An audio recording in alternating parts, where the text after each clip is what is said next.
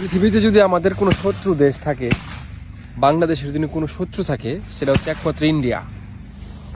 কারণ আমেরিকা কখনোই আমাদের সাথে যুদ্ধ করতে আসবে না, ফ্রান্স কখনোই আমাদের সাথে যুদ্ধ করতে যাবে না, রাশিয়া কখনোই বাংলাদেশের সাথে যুদ্ধ করবে না, এবং কি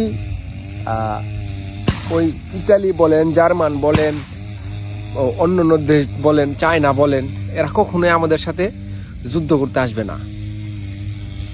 একমাত্র আমাদের যদি শত্রু হয়, আমাদের সাথে যদি যুদ্ধ করতে আসে, সেটা হচ্ছে ইন্ডিয়া। প্রতিনিয়ত উস্কানি দিতেছে, প্রতিনিয়ত যুদ্ধ বাজানোর জন্য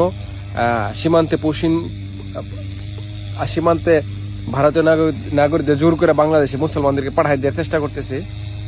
তো একমাত্র শত্রু হচ্ছে আমাদের ইন্ডিয়া।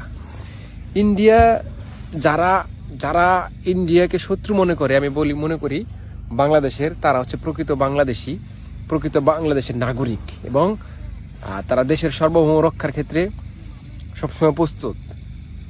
ইন্ডিয়া সবসময় তাদের আধিপত্য বিস্তার করতে চায়। তারা চায় যে বাংলাদেশকে আমরা একটা অঙ্গরাজ্য হিসেবে ব্যবহার করব।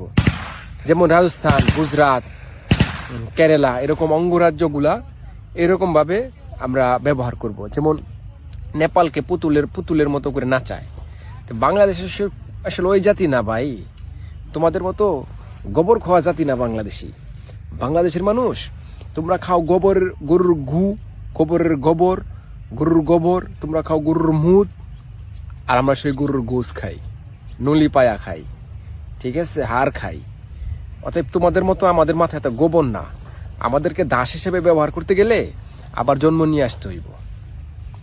অতএব সাবধান না হইলে অচিরেই বাংলাদেশের আমজনতা যা আছে সবাই এরকম অস্ত্র হাতে নিয়ে মোদির একদম বহিরা দিব। অতএব ইন্ডিয়ার যারা এখনো উগ্র সম্প্রদায়ের, হিন্দু সম্প্রদায়ের কিছু লোক আছেন, সাবধান হয়ে যান। ছোট দেশ বলে অবহেলা করার কোনো সুযোগ নাই। একবার যুদ্ধ লাইগা দেখো, বিচি কান্দে উঠে যাইব।